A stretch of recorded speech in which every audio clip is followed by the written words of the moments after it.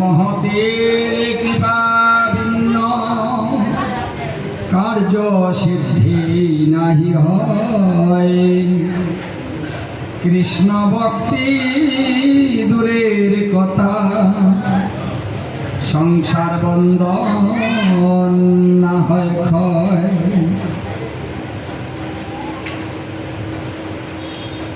একলা ঈশ্বর কৃষ্ণ আর সকলি ভক্ত, সে যারে নাশায় জয়সে সে তৈসে করে নিত্য।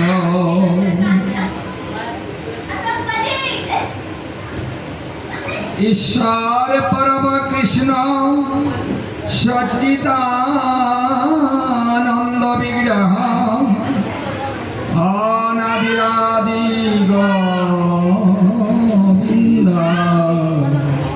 সর্বকারণ কারণ।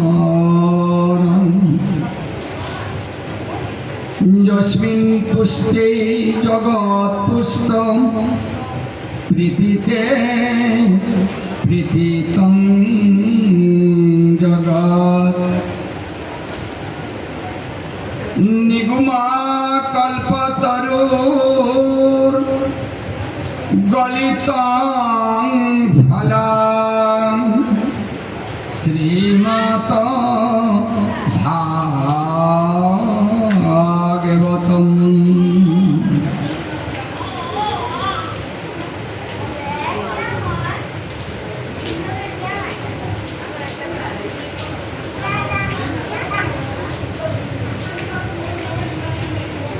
আজ রথযাত্রা উপলক্ষে প্রথম ভাগবত আলোচনা, নিগুম তত্ত্ব কথা। কারণ ভাগবত হচ্ছে নিগুম তত্ত্ব। যে ভাগবত তত্ত্ব কোন মুনি ঋষিরা জানতেন না, যে ভাগবত তত্ত্বটা কোন দেবতারা জানতেন না,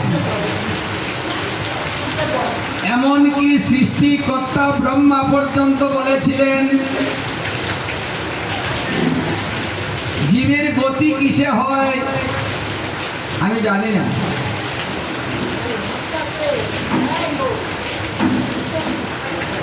এই তত্ত্বগুলা কে জানেন? ব্রহ্মা বলেছিলেন, হে মুনি ঋষিগণ, যেখানে নৈমিষারণ্যে 60,000 মুনি ঋষি,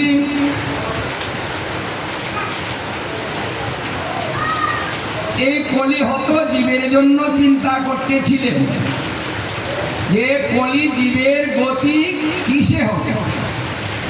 কলিকালের উপাস্য দেবতা কে হবে, কার নামে উপাস্য হবে, তিনি কে, ভগবান কে? কারণ কলির প্রারম্ভে অসংখ্য দেব, অসংখ্য মুনি ঋষি, অসংখ্য ভগবান মানে নতুন নতুন ভাবে আবির্ভূত হচ্ছে। কলিকাল এটা বিভ্রান্ত, চতুর্দিকে অন্ধকার, হাহাকার, আত্মকলহ।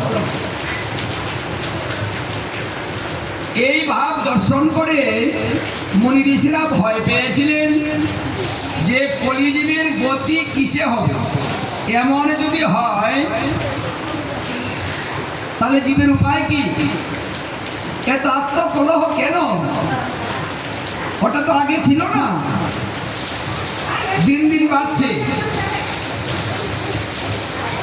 কিন্তু এই 60,000 মুনি ঋষিরাও এর কোনো কুল কিনারাই খুঁজে পেলেন না। তখন তারা সৃষ্টিকর্তা ব্রহ্মার শরণাগত হয়েছিলেন। তার আগে ব্রহ্মাকে আহ্বান করলেন, হে সৃষ্টিকর্তা ব্রহ্মা, হে ব্রহ্মদেব, তুমি আসো, এসে আমাদের বলো মানে জীবের কি করা কর্তব্য আমরা বুঝতে পারছি না। দেখুন, যে মুনি ঋষিরা ত্রিকালজ্ঞ, বর্তমান বোধ ভবিষ্যৎ যারা সব জানতো, আজকে তারা কিনা কিছু বুঝতে পারছেন, অবুঝ হয়ে গিয়েছেন। দেখুন, মানুষ যখন বুঝতে পারে না তার কি করা কর্তব্য, তখন একজন জ্ঞানীর শরণাগত হতে হয়। কারণ একজন জ্ঞানী সেই তত্ত্বটা তাকে বলে দিতে পারেন, যে রাস্তাটা ধরে সে যদি এগিয়ে যায় তাহলে তার শান্তি এবং উপায় খুঁজে পায়। এই 60,000 মুনি ঋষির আহ্বানে সাড়া দিয়ে সৃষ্টিকর্তা ব্রহ্মা নৈমিষ অরণ্যে যে মুনি ঋষিরা সমাগত হয়েছিল সেখানে উপনীত হলেন। সৃষ্টিকর্তা ব্রহ্মা আসার পরে জিজ্ঞাসা করা হলো, হে ব্রহ্মদেব, তোমাকে আমরা কেন ডেকেছি জানো? আজ এই পৃথিবীর এমন অবস্থা তো আগে ছিল না, তাহলে এখন কেন হচ্ছে? এই আত্মকলহটা তো আগে ছিল না। এই যে নিজেদের মধ্যে হানাহানি, মারামারি, ধরাধরি, কাটাকাটি যেটা সৃষ্টি হচ্ছে, সেটা তো লক্ষণ ভালো না। আমরা কোন ভগবানের পূজা করব? আমাদের উপাস্য দেবতা কে হবে? তার নামটা কি হবে এবং কি পদ্ধতিতে হবে? আমরা বুঝতে পারছি না।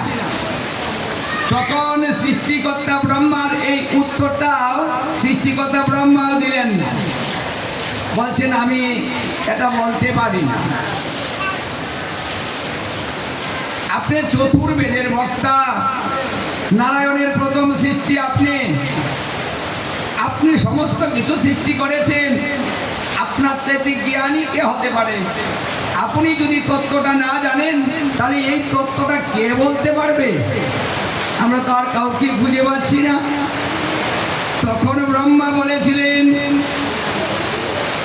আমি একটা উপায় বলে দিতে পারি। আমি কথাটা বলতে পারছি না, কিন্তু উপায়টা বলতে পারছি, এটা রাস্তা দেখিয়ে দিতে পারছি। রাস্তাটা কেমন? বলছে, দেখো, একজন শুদ্ধ কৃষ্ণ ভক্ত এই তত্ত্বটা বলতে পারে। একজন, দেখুন, একজন শুদ্ধ ভক্তের মূল্যায়ন কত? যে তত্ত্বটা সৃষ্টিকর্তা ব্রহ্মা বলতে পারছেন না, সেই তত্ত্বটা একজন কৃষ্ণ ভক্ত বলে দিলেন। এমন কৃষ্ণ ভক্ত কোথায় পাওয়া যাবে? তখন ব্রহ্মা বললেন, আমি একটা উপায় বলে দিচ্ছি বা আমি দেখিয়ে দিচ্ছি কিভাবে পাওয়া যাবে। তখন তিনি একটা চক্র নেমি দিয়েছিলেন। এই চক্র নেমিটা যেদিকে যাবে তোমরাও সেদিকে যাবে। এই চক্র নেমি যে জায়গাতে পতিত হবে সেই স্থানটাকে সংস্কার করে 1000 বৎসর সংকল্প করে একটা যজ্ঞ শুরু করবে। আর সেই যজ্ঞের উদ্দেশ্য হবে একজন কৃষ্ণ ভক্ত।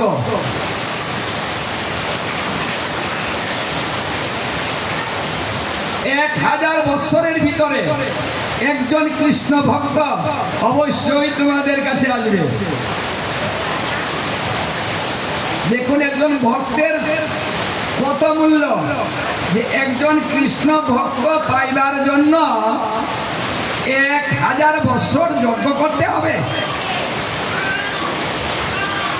আজকে আমরা সহজে কৃষ্ণ ভক্ত পাচ্ছি, তাই তাদের মর্যাদা দিতে পারছি না, তাদের মূল্যায়নটা বুঝতে পারছি না। আর মুনি ঋষিরা 1000 বছর সংকল্প করে যজ্ঞ করে একজন কৃষ্ণ ভক্ত পেয়েছিলেন, তা ব্রহ্মার নির্দেশে। একজন ভক্ত ভগবানের সমস্ত তত্ত্ব জানে, ভক্ত না হলে ভগবানের তত্ত্ব সে বলতে পারে না। লেখাপড়া জানিলে, লেখাপড়া করিতে পারিলে, শাস্ত্র অধ্যয়ন করে জ্ঞানী হওয়া যায় না, যদি ভগবানের কৃপা তার প্রতি বর্ষিত না হয়। আর সেই ভগবানের কৃপা পাইতে গেলে আদৌ শ্রদ্ধার প্রয়োজন। আমাদের শ্রদ্ধা এবং ভক্তি নিষ্ঠা, যা থেকে ভগবানের ভক্তির উদয় হয় এবং দিন দিন ভগবানের কৃপা তার প্রতি বাড়িতে থাকে। যত কৃপা বাড়বে তত আপনার জ্ঞান বাড়বে, চতুর্দিকে জ্ঞান ছড়িয়ে যাবে, আপনার প্রতি মানুষের আকৃষ্ট হবে। সেটা হচ্ছে ভক্তের লক্ষণ।